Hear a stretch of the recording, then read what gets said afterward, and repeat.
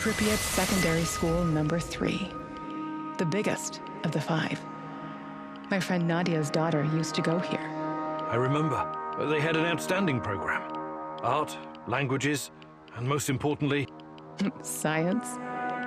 Naturally. I bet you can still find a portrait of Lomonosov or Newton hanging up there. Cute. But that's not all they taught us at this school, is it? What are you getting at? Propaganda speeches, military drills, preparing little kids for World War III. What do you do when the evil capitalists drop an atomic bomb on your house? Duck and cover. No. You put on your gas mask and marching boots, grab a rifle and rush the enemy. You kill it. You crush it. You annihilate it. Even when you die, you're not free. So when the party commands it, you rise up from the dead to fight it again. And most of all, you keep your mouth shut. All your life, you protect the state's secrets. Then you take them to your grave. Those were different times. The Cold War mentality and us versus them routine. A lot has changed. But has it? Really? Yes, it has. We live in a new world now. Look around you. How is this new world working out for you? These children, they were raised to fight the enemy. But how do you fight an invisible enemy? You can't see it, you can't taste it, yet you can feel how it penetrates your body, corrupts you from the inside. And you, Igor? Who are you fighting against? Everyone and everything that stands between me and you, Tanya. And what if you're wrong? What if the enemy is you? What are you saying? Time to move, Igor. We're done here.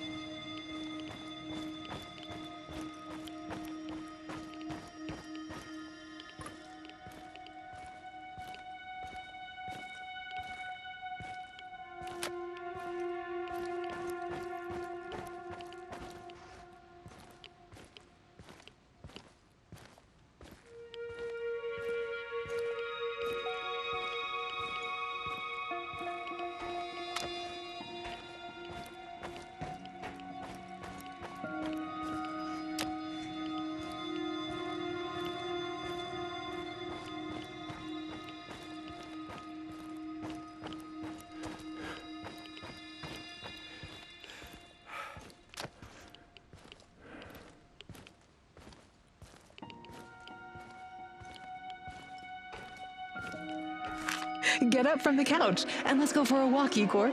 Oh, but it's so cold outside. And it's not even winter yet. Ah, come on, Professor Khymynuk. Exercise is good for you. All right, all right. Don't sulk. I promise I'll knit you a warmer sweater. Really? I'll hold you to that, you know.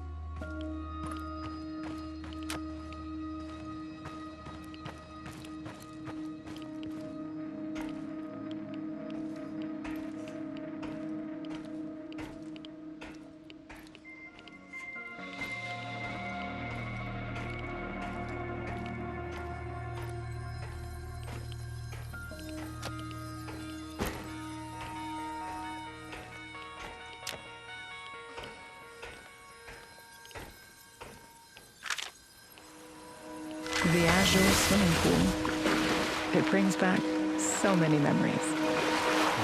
Tatyana Fomina Amelieva, youngest freestyle champion swimmer in Pripyat. You know, I sometimes think you missed your calling. It would have been best if you'd pursued a career in sport. Give me a break. I was never going to be another Galina Prozumenchikova. I never would have won any Olympic gold medals. For me, it was always about this feeling of freedom, being able to float and become weightless. That was my refuge. Swimming. Yes. You always wanted to teach Say it.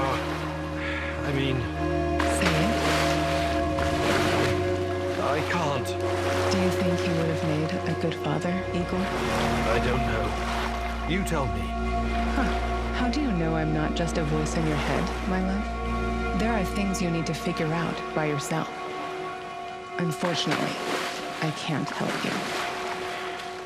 Okay. All right. Yes. I think I'd make a good father. I would do everything to protect our child. Everything to keep him or her from drowning. Like you kept me from drowning? That's not fair. Why? Why are you doing this? I'm not doing anything, my love. You're doing it to yourself. Come, Igor. We still have one more place to visit.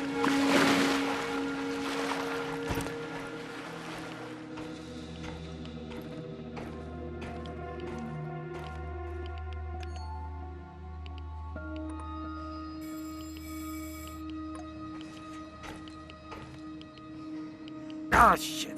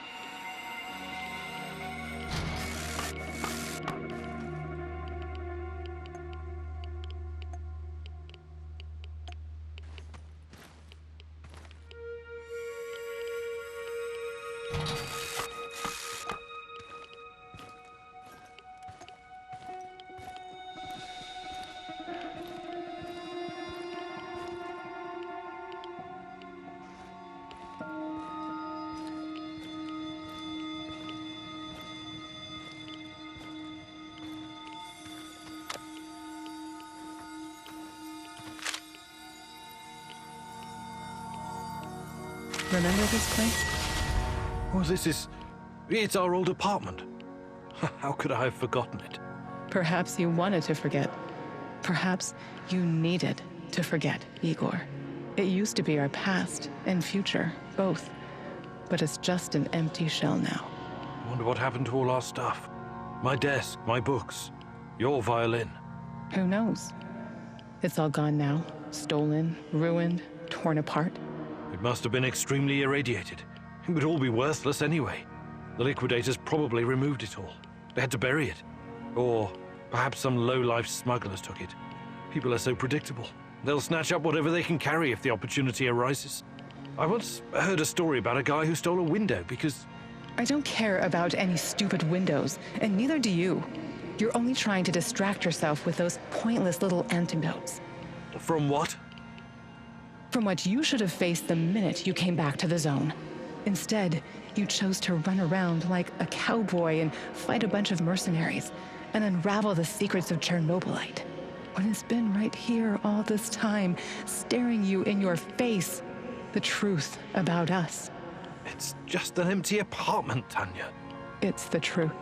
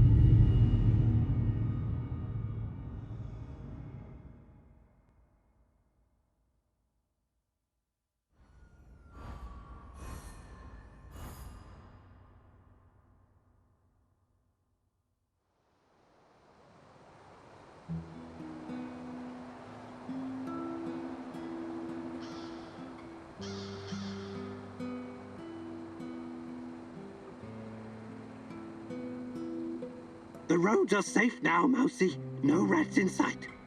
You can continue your work, and you should find this helpful as well.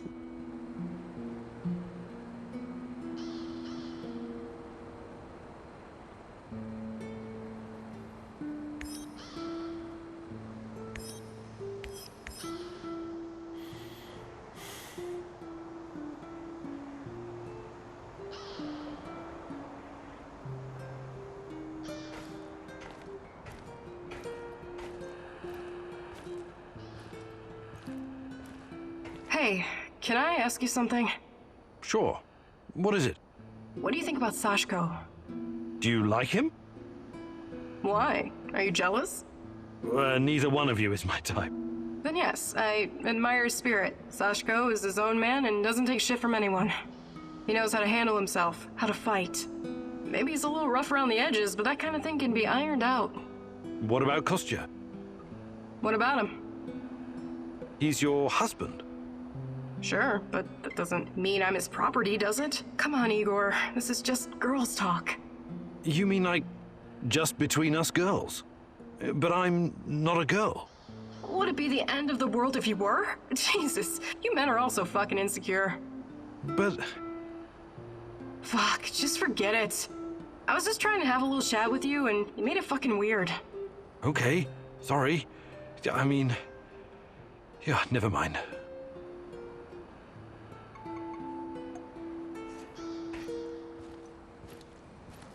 Hey, Professor! Want to hear a funny story? I don't have a choice, right? You know, the first time I saw you, I said to myself, that guy must be a load of fun at parties. Okay, check this out.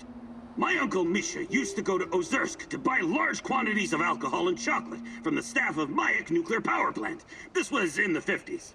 Ah, what a strange time that was. Whew! If you were working on a fucking A-bomb, you had your pick of all the delicacies denied to the rest of our motherland. What can I tell you? I don't approve of that kind of system, but I guess they needed to keep the scientists happy. Word has it was easier for those guys to get brandy than carrots. So they started to trade with the villages nearby. So, Misha. For God's sake, I haven't got time for this. Wait. This is gonna be good, I promise. So, Uncle Misha made contact with one of the Mayak workers. Nice girl. She snuck through a hole in the barbed wire fence to meet up with him. For a moment, Misha thought maybe they were gonna have a, romantic encounter. A little tit-on-tit or something. You mean, tete-a-tete? What did I just say? Anyway, as soon as she sees Misha, she pulls a gun on him. What? I know, right? And she's like, relinquish all your potatoes and carrots or I'll shoot! But Misha didn't scare easily, and he was also quite a charmer. So he tipped his hat and replied, for a kiss from your lips, I'll get you all the potatoes in the world, my fair lady. That's quite a story, Mikhail. What happened to this Casanova uncle of yours? Oh, he was executed for speculation and whatnot. Barry didn't like how lax security had gotten, so he had a dozen guys lined up and shot as an example. Too bad. Sounds like a colorful character. That's the way the shit cookie crumbles. But he had a great fucking life, and that's what I'm going to remember.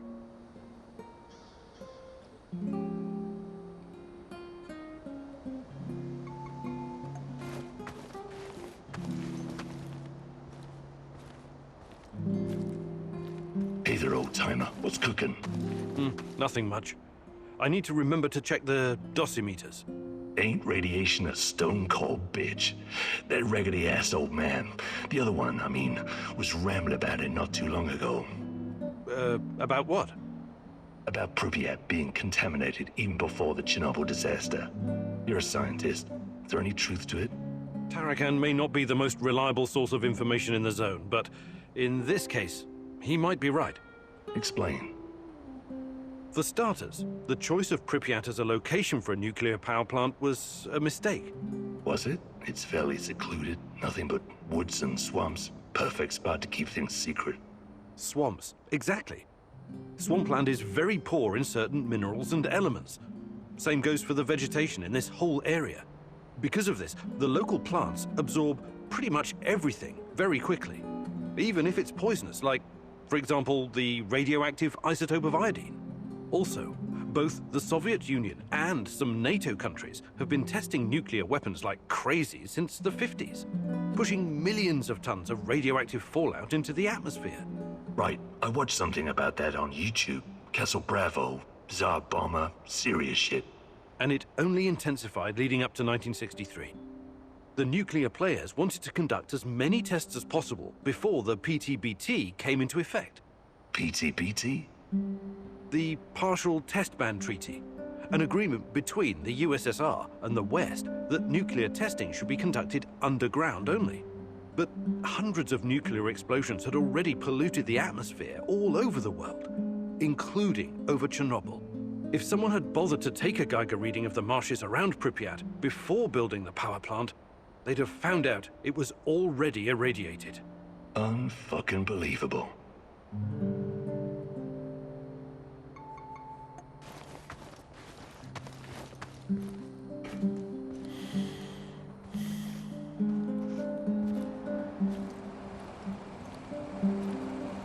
Igor, Hey, what's up?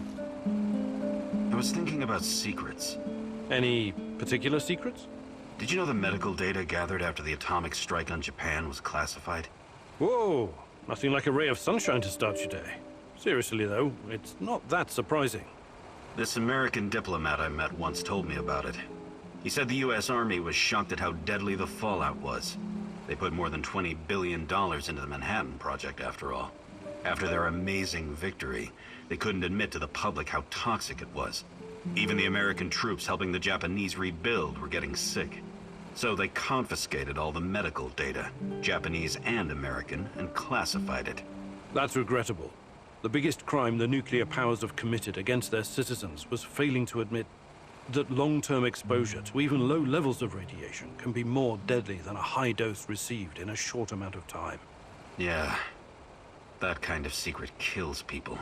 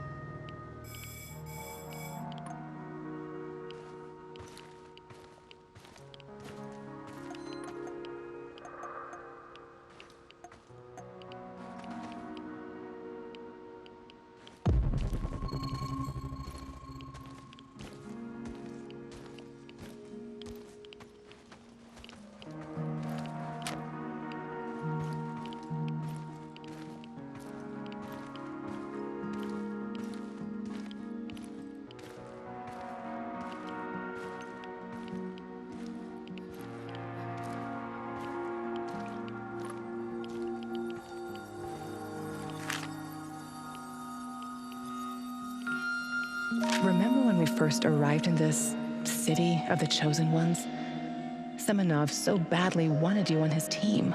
You were handpicked from Leningrad Polytechnic. You and Boris. And you, Tanya. Please, stop lying to yourself.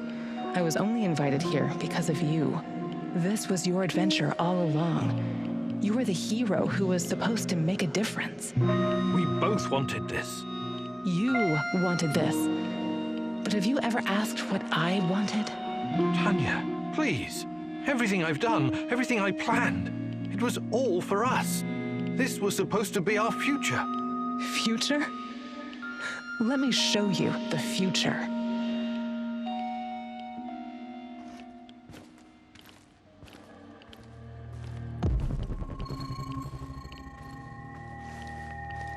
Another hour gone, 3 more to go.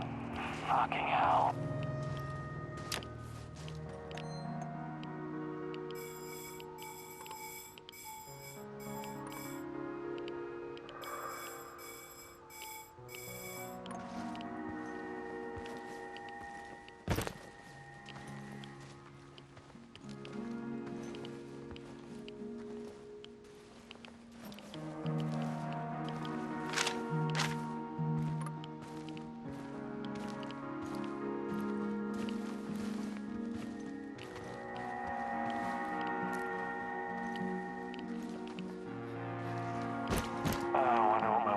Doing right now.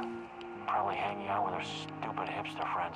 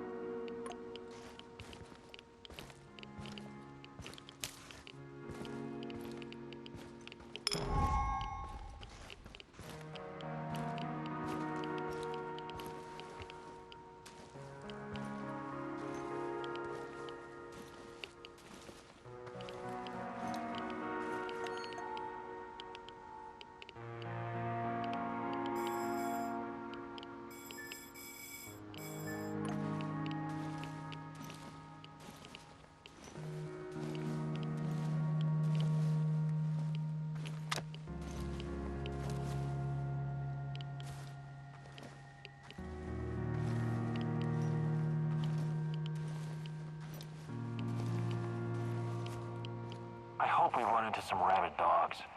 I've always wanted to shoot a dog.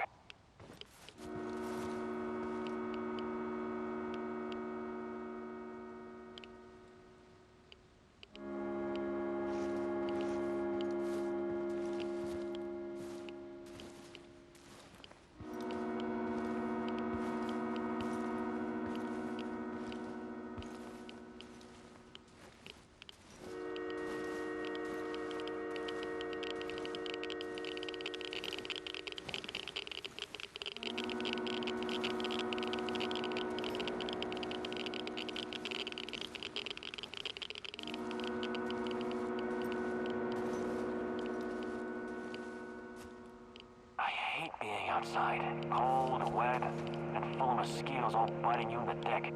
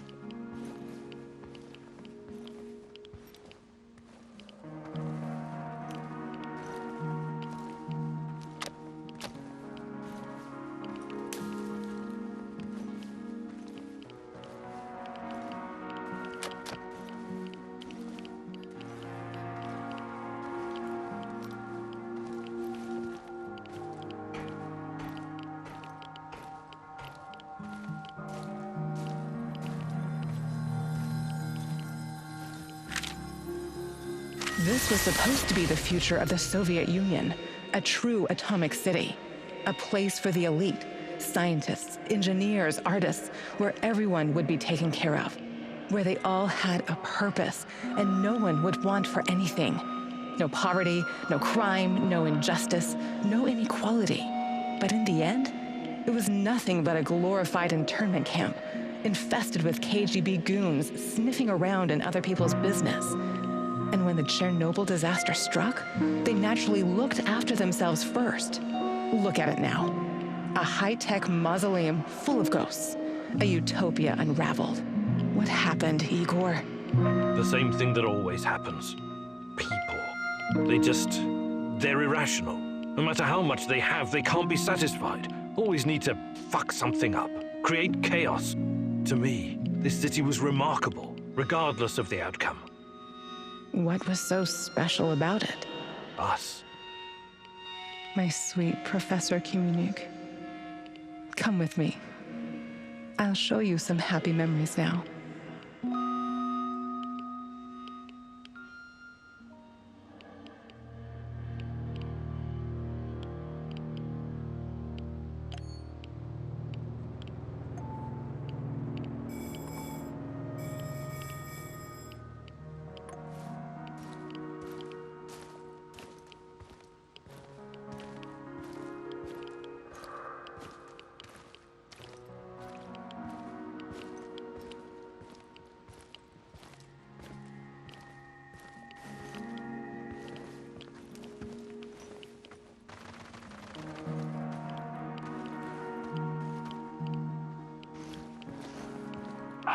being outside. Cold, wet, and full of mosquitoes all biting you in the dick.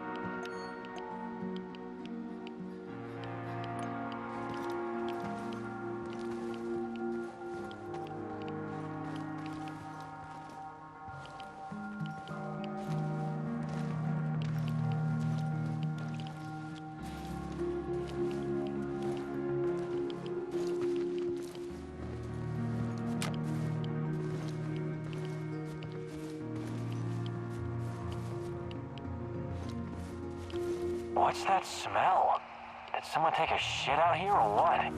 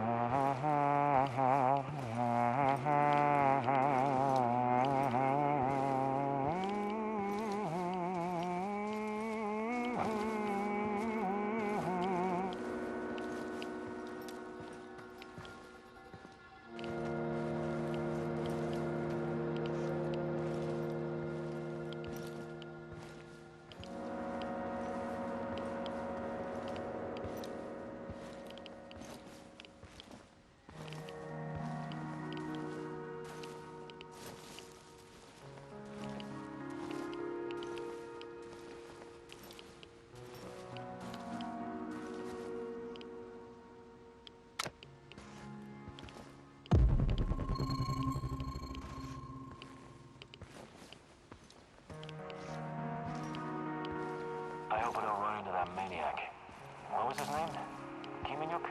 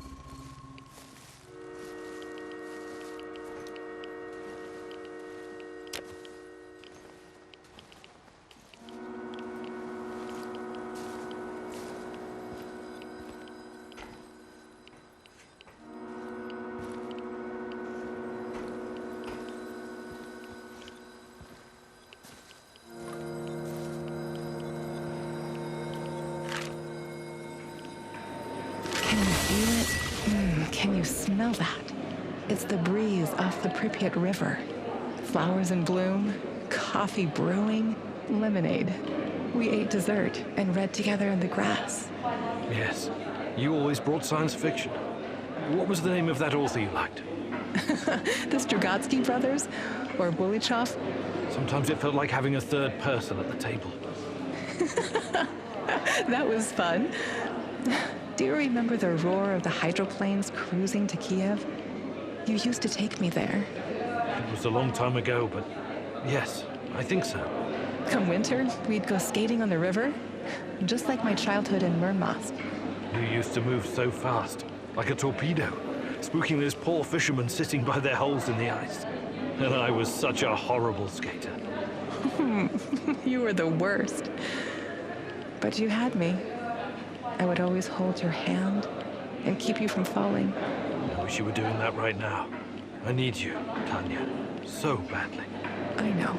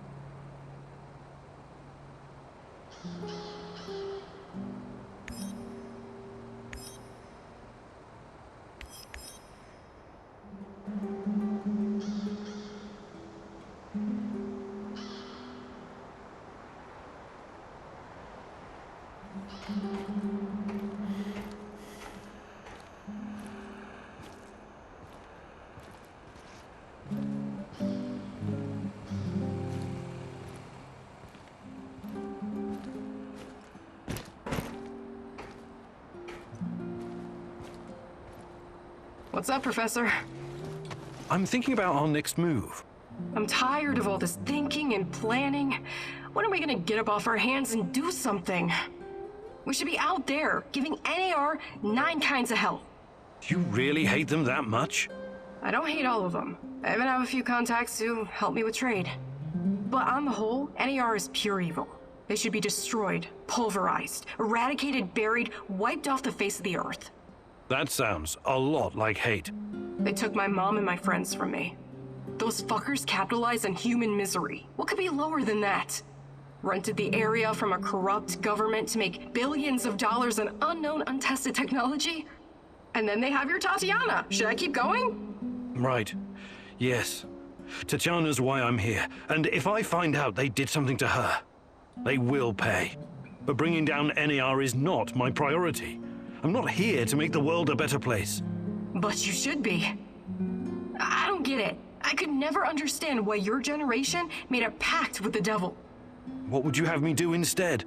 Shoot the devil in the face, preferably with both barrels of a sawed-off over-under. In the area you're so nostalgic for, you could be arrested for nothing whatsoever. Speaking out of turn, or purchasing bread without your ration card. And they'd round up your family too. In order to survive, you compromise. Sometimes that compromise is ugly. I would have fought against my oppressors. You'd have done shit. The KGB would have thrown your ass in Lubyanka in less time than it takes to buy a counterfeit watch in Red Square. But times are changing, I guess. Perhaps your generation will usher in the change we need, Olga.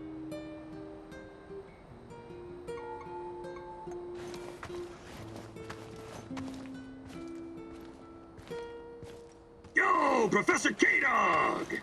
Good day, Mikhail. Ever heard of Kasparovsky? Actually, yes. I was already living in the UK when he became famous.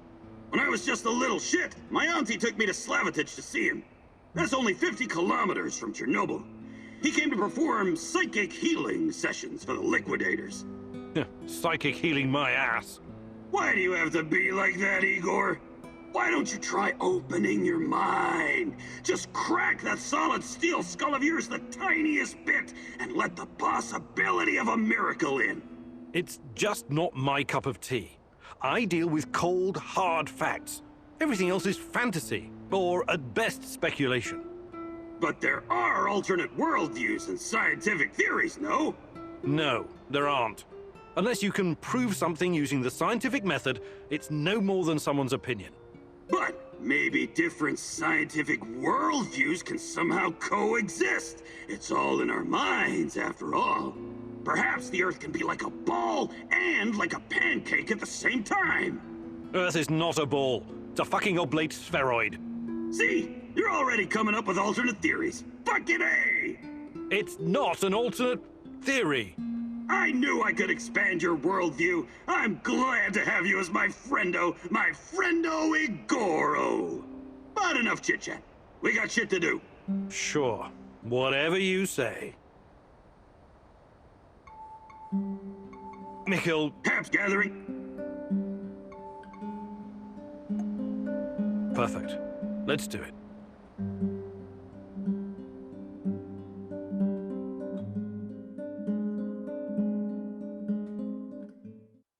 Gathering supplies seems easy enough, right? Well, it's fucking not. You need to know shit. For example, herbs with large leaves can often be found in the vicinity of their smaller brothers. or even beneath them, so being extra observant means additional stuff. Ready to put Uncle Mikhail's knowledge to the test? Okay, let's make a healing ointment. You need to find 2 mushrooms and 2 healing herbs. And because my time is so precious, I'm giving you no more than 60 seconds to find them. 3, 2... Ah, fuck it, just go already. Go fetch me some motherfucking mushrooms and herbs, Professor.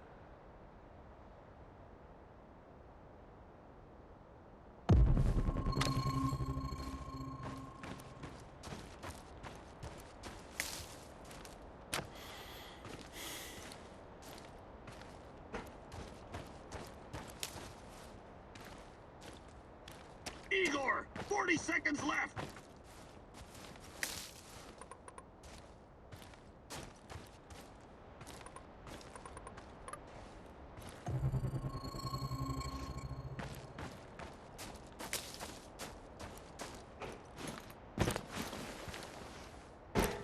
Seconds left, Igor! Hustle, hustle, hustle!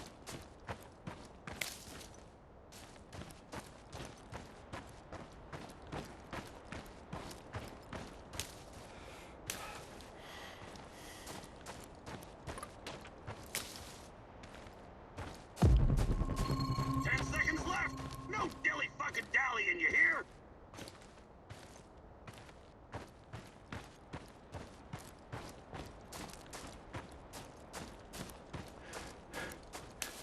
All right, let's see how you did. Not bad, not bad. Let's work on the healing ointment now. All right, that's all for now.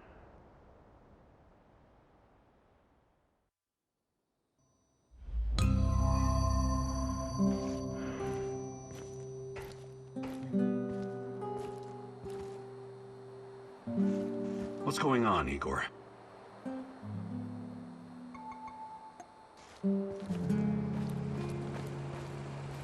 How are things, Professor?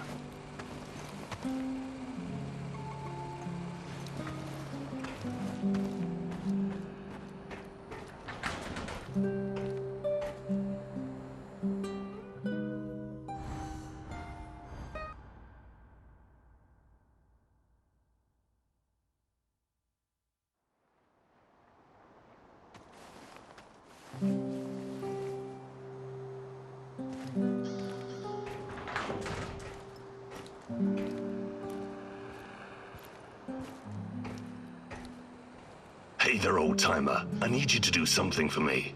I'm all ears. You know I came here to Chernobyl looking for someone. You mentioned a brother. Yeah, Ruslan. We grew up together in Moscow. We had to fend for ourselves from an early age. So you were, like, gangbangers? The proper term is thieves-in-law, but you don't need to know that. So why is Ruslan even here? It's a long story, but our father was a cop. Like a lot of cops, he was a real piece of shit. He beat our mother every time he got drunk, which was always. But I'll never forget the last time. He took a swing at my head with a lead pipe, but this time it didn't connect. I wasn't a helpless load of shit anymore, and neither was Ruslan. We grabbed the old man and threw him down the well behind the old house. He was just too much of a bastard to die, though. Only broke his legs.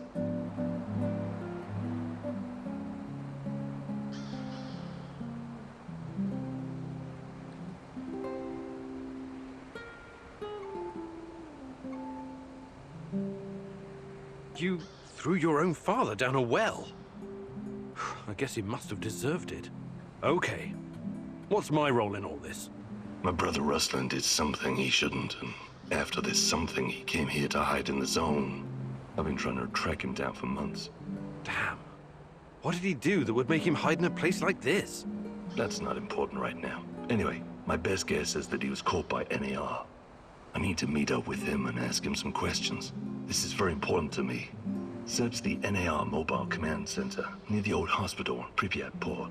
There are some officer uniforms that'll help you infiltrate the power plant. And while you're at it, I want you to look up some info on my brother. Anything you can find on Ruslan Horobets. Of course. I knew I could count on you, partner. Stay in touch, just in case. Radio me if you need help. I will.